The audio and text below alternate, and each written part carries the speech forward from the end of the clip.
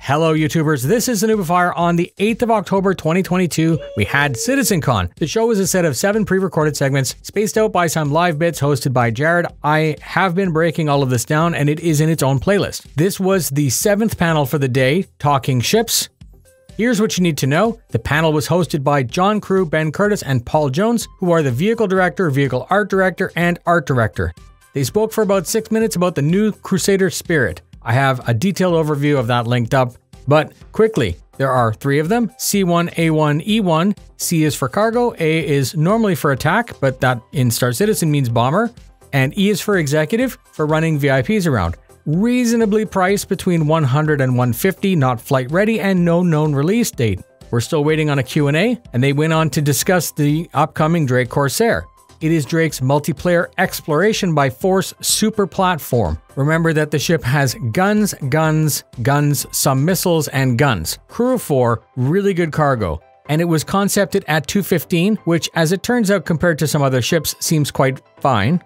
Its asymmetrical design folds up nicely for landing. We got a quick tour of the ship from front to back. The main flight deck has a central situational awareness display, an MFD on each side, and then a keyboard below left and a third MFD below right. Really does look like it was put together by a young Anakin Skywalker and held together with bubblegum and duct tape.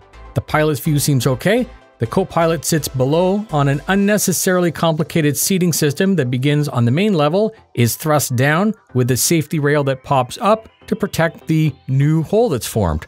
The seat then slides towards the glass, and I would say that this view might be fantastic, especially if there were, guns being aimed towards the ground from here. But they demoed this position operating the top-mounted remote turret, which doesn't really make sense, but whatever. It seems that the main array of 4 gimbaled guns might belong to the pilot. The captain's quarters are mounted directly behind the flight deck. The other crew rooms are similarly outfitted, bare bones, with a locker and a bed. John confirmed that the pair of side-mounted manned turrets can face forward, adding to the already insane frontal firepower. The crew galley is a common space with a picnic table and 3 screens mounted above. There's a closet-sized washroom with a super convenient shitter-shower tiny sink combo. There's a cafeteria-style food service area. Back behind a bulkhead is engineering with the systems and components. Some of them are in their own tiny room. There's an operational room with a kit locker and a side airlock. The mid-mounted lift is trick because it doesn't only go down to the ground like normal, but it can also open the roof and lift up to take you outside as well, if you just want to go for a stroll on top. Behind that is the cargo room with space for an Ursa, and it's closed off by a rear ramp. Everything is exposed in this space and it looks very Drake. The team then spoke about the new LTI token, the Greycat STV, a vehicle which I already have a dedicated video on. It's a Jeep. They said it's for racing, topping out at 90 miles per hour.